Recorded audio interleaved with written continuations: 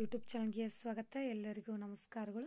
ಸುಭಾಷ್ ಚಂದ್ರ ಬೋಸ್ ಅವರ ಪ್ರಬಂಧ. ಸುಭಾಷ್ ಚಂದ್ರ ಬೋಸ್ ಅವರ ಈ ಒಂದು ಪ್ರಬಂಧದ ವಿಡಿಯೋ ಇಷ್ಟವಾದಲ್ಲಿ ಪ್ಲೀಸ್ ನಮ್ಮ ಚಾನಲ್ಗೊಂದು ಲೈಕ್ ಮಾಡಿ, ಸಬ್ಸ್ಕ್ರೈಬ್ ಮಾಡಿ, ಶೇರ್ ಮಾಡಿ, ಕಮೆಂಟ್ ಮಾಡಿ ಅಂತ ಹೇಳ್ತಾ ಸುಭಾಷ್ ಚಂದ್ರ ಬೋಸ್ ಅವರ ಪ್ರಬಂಧ ನೋಡೋಣ ಬನ್ನಿ. ಪೀಠಿಕೆ. ಸುಭಾಷ್ ಚಂದ್ರ ಬೋಸ್ ಒಬ್ಬ ಸ್ವಾತಂತ್ರ್ಯ ಹೋರಾಟಗಾರರು. ಸುಭಾಷ್ ಚಂದ್ರ ಬೋಸ್ ಒಬ್ಬ ಸ್ವಾತಂತ್ರ್ಯ ಹೋರಾಟಗಾರರು. ಅವರು ನೇತಾಜಿ ಎಂದೇ ಪ್ರಸಿದ್ಧರಾಗಿದ್ದರು. ನೇತಾಜಿ ಅವರು 23 ಜನವರಿ 1897ರಂದು ಒಡಿಶಾದ ಕಟಕ್ನಲ್ಲಿ ಜನಿಸಿದರು. ಬೋಸ್ ಅವರು ಮಹಾನ್ ಉಗ್ರ ಸ್ವಾತಂತ್ರ್ಯ ಹೋರಾಟಗಾರ ಮತ್ತು ದೇಶಭಕ್ತರಾಗಿದ್ದರು. ಅವರ ತಂದೆ ಜಾನಕಿನಾಥ್ ಬೋಸ್ ಅವರ ಕಾಲದ ಪ್ರಸಿದ್ಧ ವಕೀಲರಾಗಿದ್ದರು. ಅವರ ತಾಯಿ ಪ್ರಭಾವತಿ ದೇವಿ ಧಾರ್ಮಿಕ ಮಹಿಳೆಯಾಗಿದ್ದರು. ಇನ್ನು ವಿಷಯದ ವಿವರಣೆ. ಸುಭಾಷ್ ಚಂದ್ರ ಬೋಸ್ ಭಾರತದ ಶ್ರೇಷ್ಠ ಸ್ವಾತಂತ್ರ್ಯ ಹೋರಾಟಗಾರರಾಗಿದ್ದರು. ಅವರು ದೇಶವನ್ನು ಬ್ರಿಟಿಷರಿಂದ ಮುಕ್ತಗೊಳಿಸಲು ಬಹಳ ಶ್ರಮಿಸಿದರು. ಸುಭಾಷ್ ಚಂದ್ರ ಬೋಸ್ ರವರು ಶ್ರೀಮಂತ ಕುಟುಂಬದಿಂದ ಬಂದವರು.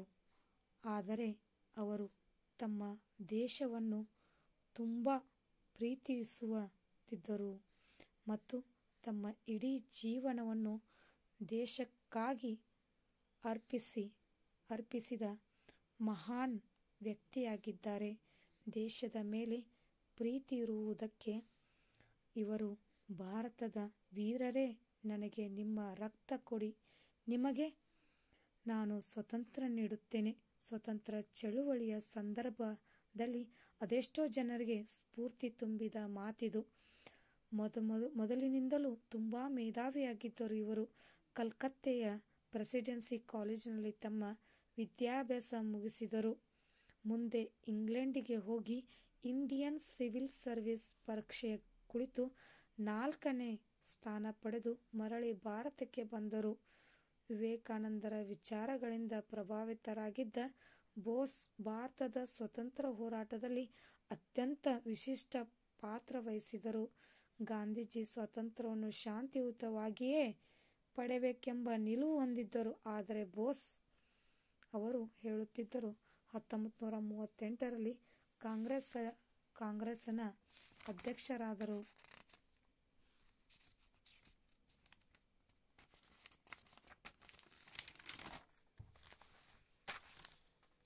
ಗಾಂಧೀಜಿ ಹಾಗೂ ಕಾಂಗ್ರೆಸ್ ನಾಯಕರೊಂದಿಗಿನ ಭಿನ್ನಾಭಿಪ್ರಾಯದ ಕಾರಣದಿಂದ 1930ರಲ್ಲಿ ಕಾಂಗ್ರೆಸ್ ತ್ಯಜಿಸಿದರು. ನಂತರ ಬೋಸ್ ಅವರು ಫಾರ್ವರ್ಡ್ ಬ್ಲಾಕ್ ಎಂಬ ಪಕ್ಷ ಕಟ್ಟಿ ಬ್ರಿಟಿಷ್ ವಿರುದ್ಧ ತಮ್ಮ ಸಮರವನ್ನು ಮುಂದುವರೆಸಿದರು. ಇದು ಬ್ರಿಟಿಷರು ಅವರನ್ನು ಸೆರೆಮನೆಯಲ್ಲಿಟ್ಟು ಸರ್ಪಗಾವಲು ಹಾಕಿ ಹೊರ ಹೋಗದಂತೆ ದಿಗ್ಬಂಧನದಲ್ಲಿಟ್ಟರು.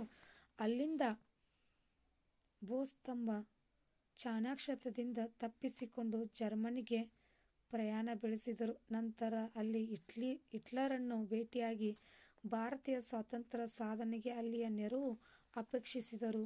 ಸುಭಾಷ್ ಚಂದ್ರ ಬೋಸ್ ಅವರು 1943ರಲ್ಲಿ ಜಪಾನ್ಗೆ ಹೋದರು. ಸಹಾಯಕ್ಕಾಗಿ ಅವರ ಮನವಿಗೆ ಜಪಾನಿಯರು ಒಪ್ಪಿಗೆಯನ್ನು ನೀಡಿದರು. ಜಪಾನ್ನಲ್ಲಿ ಸುಭಾಷ್ ಚಂದ್ರ ಬೋಸ್ ಅವರು ಭಾರತೀಯ ರಾಷ್ಟ್ರೀಯ ಸೇನೆಯ ರಚನೆಯನ್ನು ಪ್ರಾರಂಭಿಸಿದರು. ಆಜಾದ್ ಹಿಂದ್ ಸೇನೆ ಸ್ಥಾಪಿಸಿ ತಮ್ಮ ಕಾರ್ಯಕ್ಷಮತೆಯನ್ನು ಬೆಳೆಸಿದರು. ತದನಂತರ ಬೋಸ್ ಅವರು ಕ್ರಾಂತಿಕಾರಿ ನಿಲುವು ನಾಯಕರಾಗಿ ಹೊರಹೊಮ್ಮಿದರು. 1944ನೇ ಮಾರ್ಚ್ 18ರಂದು ಭಾರತದ ಸಾವಿರಾರು ಸೈನಿಕರು ಬರ್ಮಾ ಗಡಿ ದಾಟಿ ಪವಿತ್ರ ಭಾರತದ ಮೇಲೆ ಕಾಲಿಟ್ಟರು. ಆದರೆ ನೇತಾಜಿ ಅವರು ಸೈನ್ಯ ಯುದ್ಧದಲ್ಲಿ ಹಿಂಜರಿದು ಹಿಮ್ಮಟ್ಟಬೇಕಾಯಿತು. ನೀವು ಸ್ವಾಮಿ ಸುಭಾಷ್ ಚಂದ್ರ ಬೋಸ್ ಅವರು ಹೇಳ್ತಿರು, ನೀವು ನನಗೆ ರಕ್ತ ಕೊಡಿ, ನಾನು ನಿಮಗೆ ಸ್ವಾತಂತ್ರ್ಯ ಕೊಡುತ್ತೇನೆ ಎಂದು ಅಬ್ಬರಿಸಿ ಸ್ವಾತಂತ್ರ್ಯ ಚಳುವಳಿಯ ಸಂದರ್ಭದಲ್ಲಿ ದೇಶ ಪ್ರೇಮದ ಕಿಚ್ಚು ಜಾಗೃತಿಗೊಳಿಸಿದ್ದು ಸ್ವಾತಂತ್ರ್ಯ ಸೇನಾನಿ ನೇತಾಜಿ ಸುಭಾಷ್ ಚಂದ್ರ ಬೋಸ್ ಅವರು 1940ರಲ್ಲಿ ವಿಮಾನ ಅಪಘಾತದಲ್ಲಿ ನಿಧನರಾದರು. ಸುಭಾಷರು ಇಂದಿನ ಯುವಕರಿಗೆ ದಾರಿದೀಪವಾಗಿದ್ದಾರೆ ಅಂತ ಹೇಳ್ತಾ ಕೊನೆಯದಾಗಿ ಉಪಸಂಹಾರ ನೋಡೋಣ ಬನ್ನಿ. ಸುಭಾಷ್ ಚಂದ್ರ ಬೋಸ್ ಅವರು 23ರಂದು ಜನಿಸಿದರು. ಆದ್ದರಿಂದ ಈ ದಿನವನ್ನು ಪ್ರತಿ ವರ್ಷ ಸುಭಾಷ್ ಚಂದ್ರ ಬೋಸ್ ರವರ ಜಯಂತಿ ಎಂದು ಆಚರಿಸಲಾಗುತ್ತದೆ. ಭಾರತೀಯರು ಎಲ್ಲಿಯವರೆಗೆ ಬದುಕುತ್ತಾರೆ, ನೇತಾಜಿ ಸುಭಾಷ್ ಚಂದ್ರ ಬೋಸ್ ಅವರ ಸ್ಮರಣೆಯ ಅವರ ಪವಿತ್ರ ಮತ್ತು ರಹಸ್ಯ ಹೃದಯಗಳಲ್ಲಿ ಅವಿನಾಶಿಯಾಗಿ ಉಳಿಯುತ್ತದೆ. ಅವರ ದೇಶಭಕ್ತಿ, ಪ್ರಾಮಾಣಿಕತೆ, ಶೌರ್ಯ, ಕಠಿಣ ಪರಿಶ್ರಮ ಮತ್ತು ರಾಷ್ಟ್ರದ ಕಡೆಗೆ ಕರ್ತವ್ಯ ಪ್ರಜ್ಞೆಯ ಗುಣಗಳಿಗಾಗಿ ಅವರನ್ನು ನೆನಪಿಸಿಕೊಳ್ಳಲಾಗುತ್ತದೆ.